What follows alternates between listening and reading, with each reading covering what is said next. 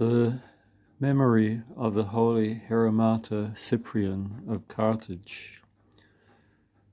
Thaustius Cecilius Cyprianus was born of rich and noble pagan parents in Carthage, near modern Tunis, between AD 200 and 210.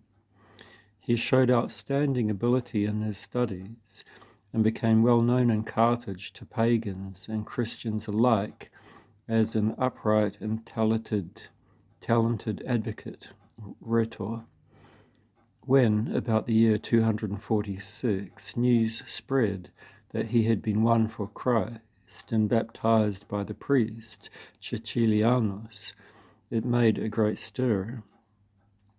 Cyprian immediately distributed his goods to the poor and left for a quiet place outside the city where he could give himself to prayer and to meditation on the divine scriptures and church authors.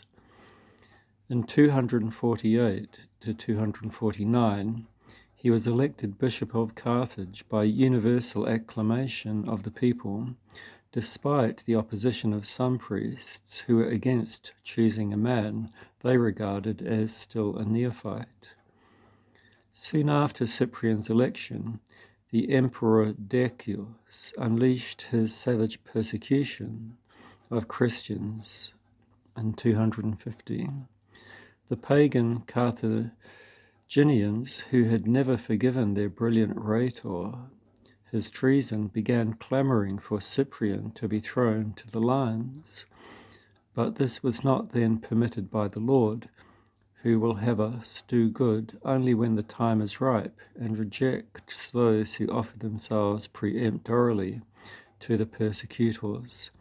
So Cyprian fled with some other prominent Christians and remained in hiding near the city for more than a year, keeping in touch with his flock by letter.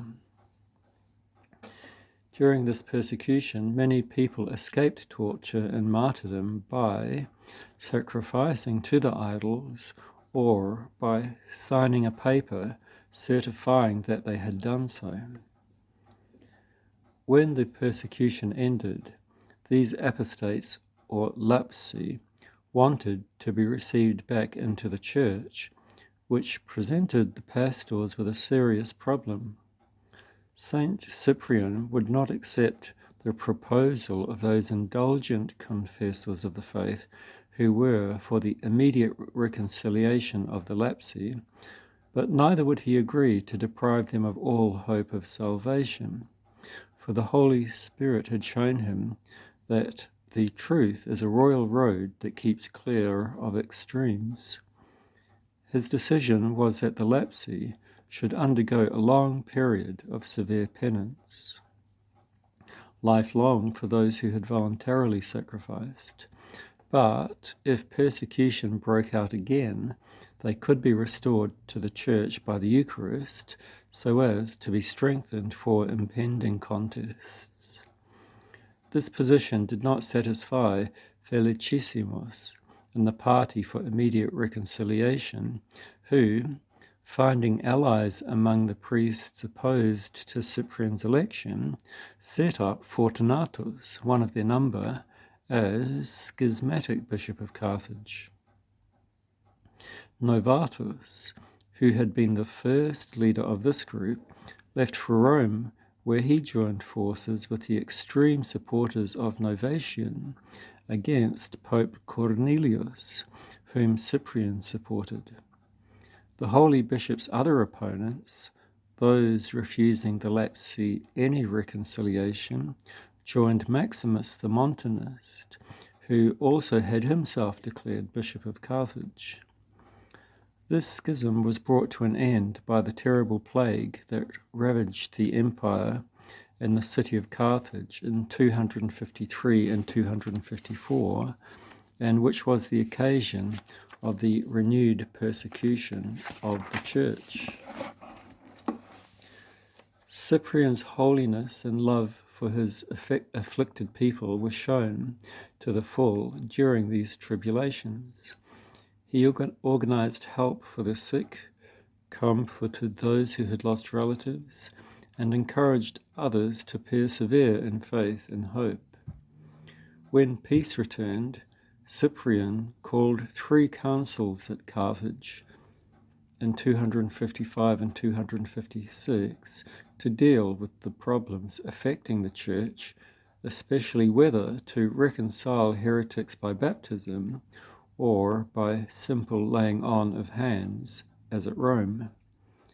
Despite pressure from Stephen, Pope of Rome, Saint Cyprian maintained the tradition of the African Church and of the churches of the East, especially that of Saint Firmilian of Caesarea, of baptizing heretics who wanted to be reconciled to the Church. But he refrained, unlike the Pope of Rome, from trying to impose this rule on churches that had a different tradition. As it was, Stephen's intransigence resulted in a breach between Rome and the African Church, which was not mended until the Pope's death, in spite of the attempt at reconciliation made by Saint Dionysius, the Bishop of Alexandria. In 256, when this dispute had still not been settled, the Emperor Valerian began a new persecution, during which Cyprian was arrested on the 30th of August, 257, and exiled to Curubis, southeast of Carthage, where he set about getting help to the Christian prisoners in the dreadful mines at Sigus.